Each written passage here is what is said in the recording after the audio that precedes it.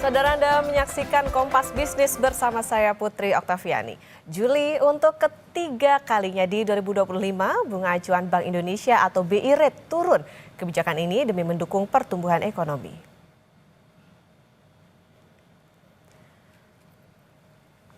Rapat Dewan Gubernur atau RDG Bank Indonesia pada 15 hingga 16 Juli 2025 memutuskan BI Rate turun 25 basis poin menjadi 5,25%.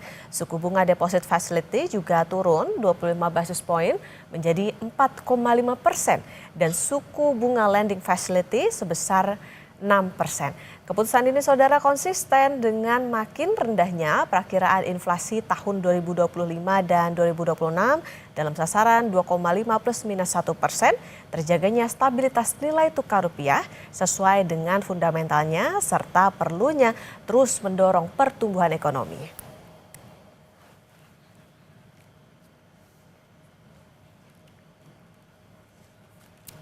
Kedepan, saudara, Bank Indonesia akan terus mencermati ruang penurunan suku bunga untuk mendorong pertumbuhan ekonomi, memastikan stabilitas rupiah dan pencapaian sasaran inflasi. Bagaimana hitungan Bank Indonesia? Kompas Bisnis akan tanya langsung ke Firman Muhtar, Kepala Departemen Kebijakan Ekonomi dan Moneter Bank Indonesia. Pak Firman, selamat pagi. Selamat pagi Mbak Okta, salam sehat. Salam sehat. Pak Firman, jadi bagaimana asesmen Bank Indonesia terhadap pertumbuhan ekonomi ke depan khususnya pasca pengumuman kenaikan tarif resiprokal Amerika Serikat ke Indonesia yang kita tahu sebesar 19% dan sebaliknya tarif 0% untuk produk impor dari Amerika Serikat? Secara umum dapat kami sampaikan terkait global bahwa memang ketidakpastian masih tinggi. Presiden Trump kemarin beberapa kali melakukan pengumuman terkait dengan berbagai tarif. Terakhir tanggal 14 Agustus bagaimana beberapa negara akan ditetapkan kenaikan tarifnya menjadi di tanggal 1 Agustus yang akan datang. Banyak negara, sekitar 23 negara. Perkembangan ini tentunya akan berpengaruh terhadap bagaimana prospek perekonomian global, Mbak Okta.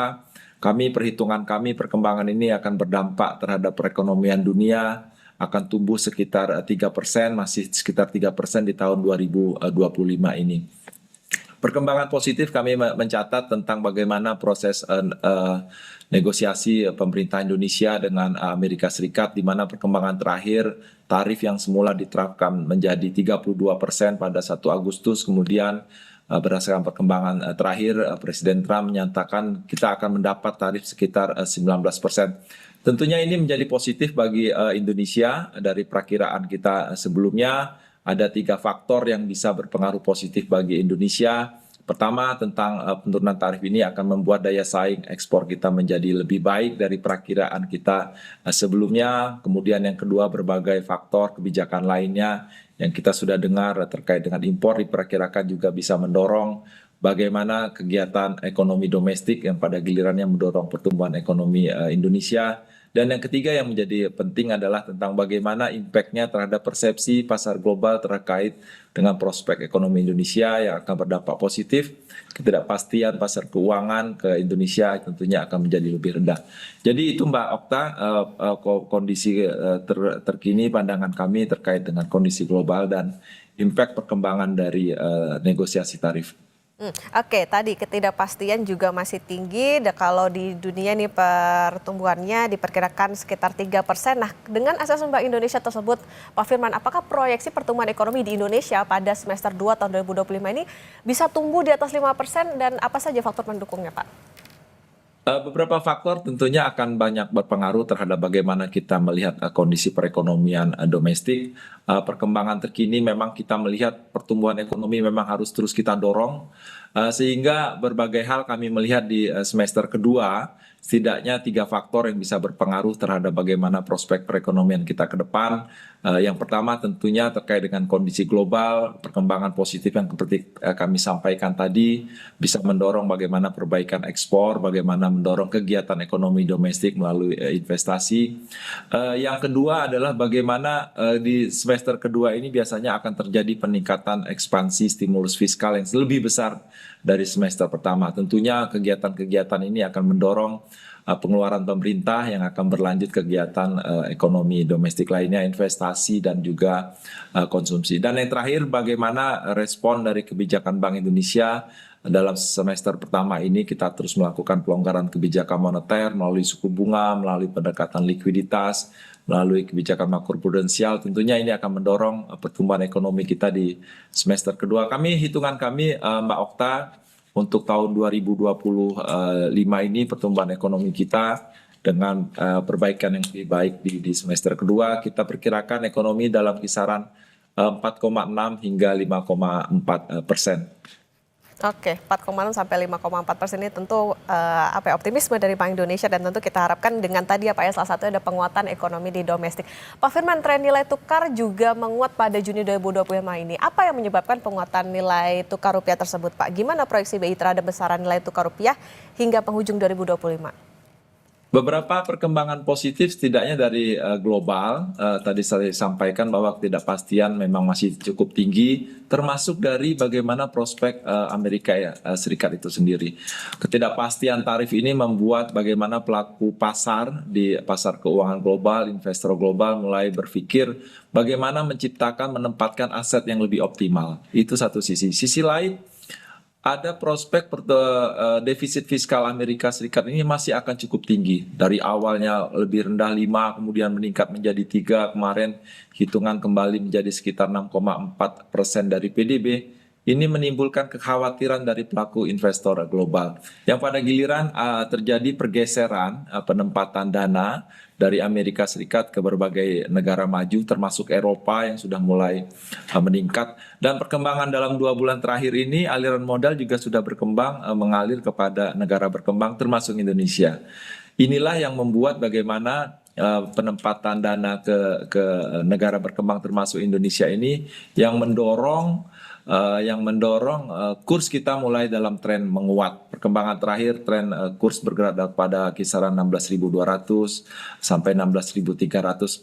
Ke depan kami melihat bahwa dengan prospek perekonomian kita yang tetap baik, dengan inflasi yang semakin terjaga rendah, dan juga bagaimana aliran modal tadi saya sampaikan dari global, kami perkirakan kurs ke depan masih akan tetap stabil dengan kecenderungan menguat, dan ini positif untuk mendorong prospek perekonomian domestik tentunya. Oke, ini kursnya diperkirakan masih cenderung stabil, bahkan juga menguat. Ini tentu dengan prinsip kehati-hatian yang diterapkan oleh Bank Indonesia. Pak Firman, nanti kita lanjutkan kembali, dan saudara tetap bersama kami di Kompas Bisnis.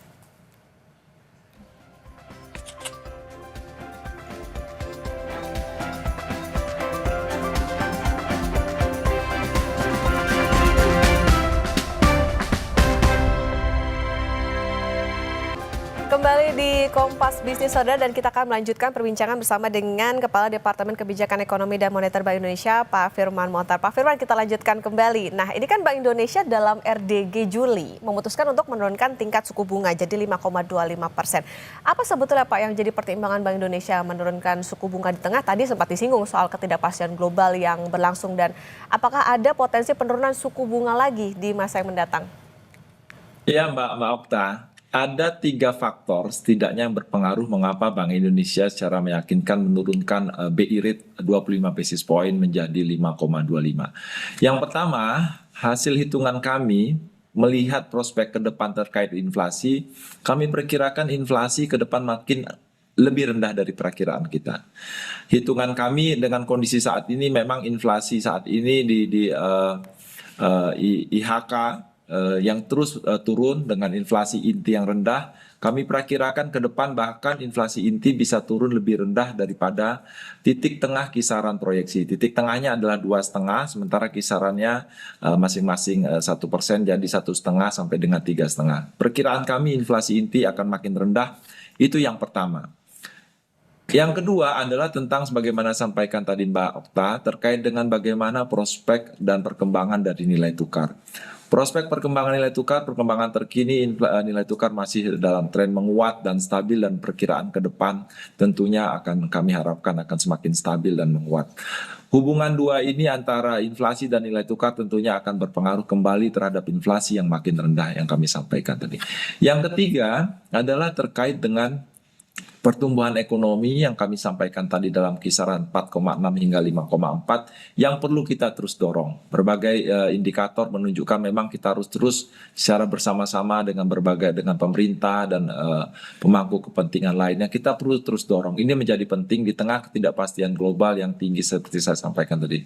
Dari 3 perkembangan tersebut, inflasi yang makin rendah, nilai tukar yang stabil, di tengah upaya kita melihat ekonomi perlu terus didorong, kami memutuskan minggu lalu menurunkan BI rate menjadi 5,25%. Itu yang pertama. Yang ke depan adalah pertanyaannya bagaimana kita melihat kondisi ini.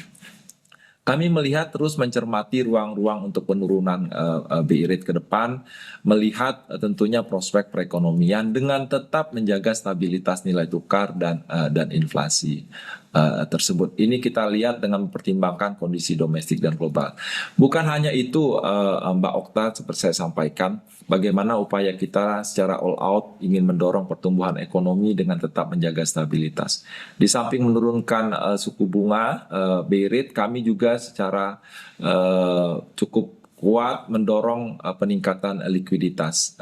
Bagaimana operasi moneter kami menurunkan SRBI sebagai instrumen operasi moneter kita yang semula sempat di awal tahun mencapai sekitar 920 triliun. Kemarin di akhir Juni, di pertengahan Juli sudah turun sampai dengan 782.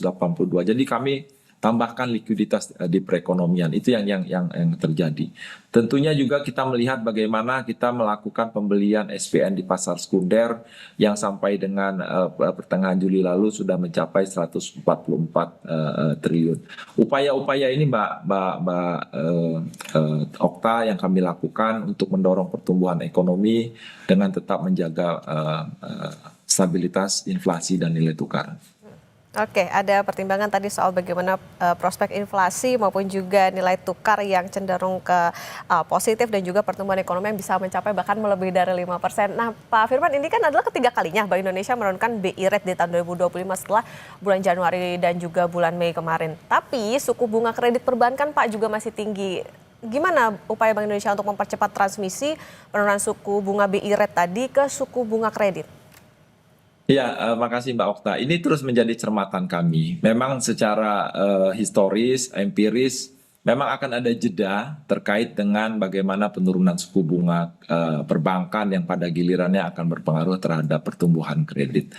Perkembangan penurunan BI rate yang tahun ini sudah turun 75 basis point, 3 kali sampaikan Mbak Okta, bahkan dibandingkan dengan pertengahan September yang lalu 2024, itu udah 4 kali kita itu, jadi udah 100 basis point.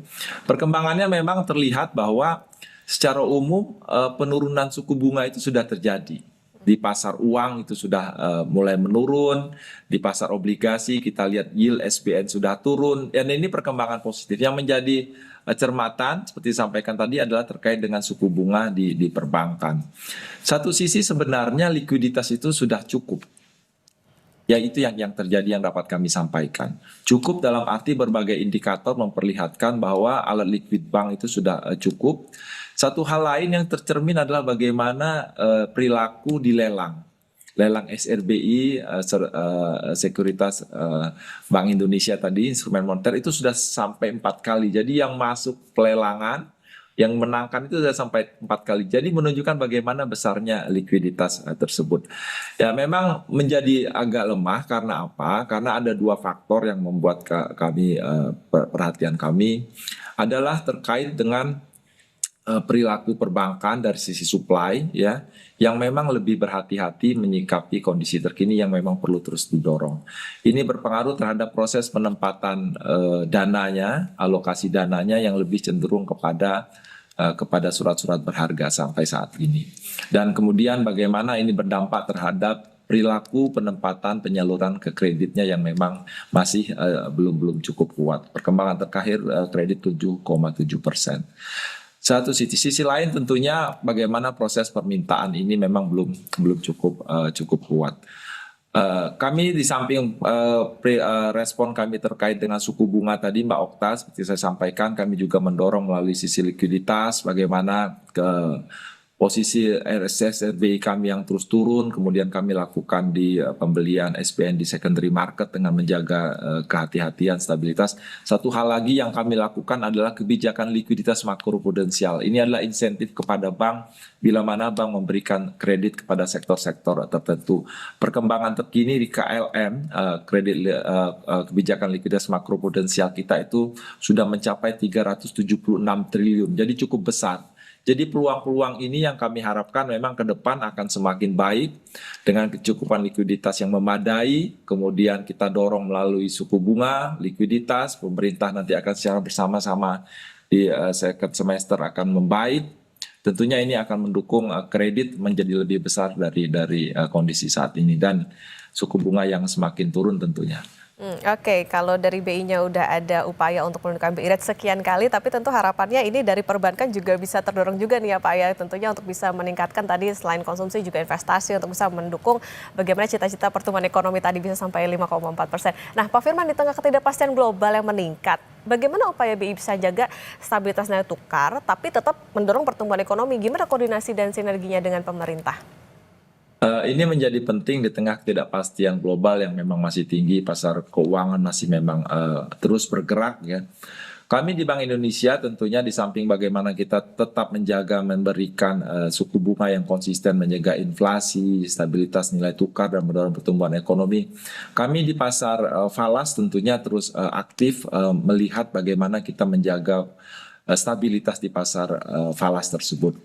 Kami melakukan intervensi bukan hanya selama ini di spot market, di pasar di onshore, baik di spot maupun di domestic non-deliverable forward. Kami juga melakukan intervensi di pasar offshore, di luar negeri, di Amerika, di Hong Kong, kemudian di Meksiko. Itu yang kami lakukan sehingga ini akan berdampak karena pasar di offshore ini kadang-kadang memang menjadi trigger pemicu perkembangan kurs kita di domestik. Ini yang kami lakukan secara aktif dan alhamdulillah Mbak Okta, kita melihat bagaimana pergerakan nilai tukar kita terus dalam tren menguat bila dibandingkan April, apalagi sekarang sudah bergerak pada kisaran 16.200, 16.300. Tentunya ini kami lakukan koordinasi dengan baik agar arah perkembangan ini tetap positif. Dengan pemerintah kita lakukan koordinasi dengan KSSK, dengan Kementerian Keuangan, dengan LPS dan juga OJK kita terus lakukan koordinasi. Harapannya ini terus membangun optimisme di tengah kondisi ketidakpastian global yang memang masih terus kita cermati. Oke, tidak hanya intervensi dari Bank Indonesia yang diperlukan, tapi juga koordinasi dengan pemerintah untuk bisa menjaga nilai tukar dan juga optimisme soal pertumbuhan ekonomi tadi bisa. Catatannya adalah 4,6 sampai 5,4%. Terima kasih Pak Firman Muchtar, Kepala Departemen Kebijakan Ekonomi dan Moneter Bank Indonesia sudah bersama di Kompas Bisnis. Sehat selalu Pak Firman. Terima kasih Mbak Okta, sehat-sehat selalu. Terima kasih.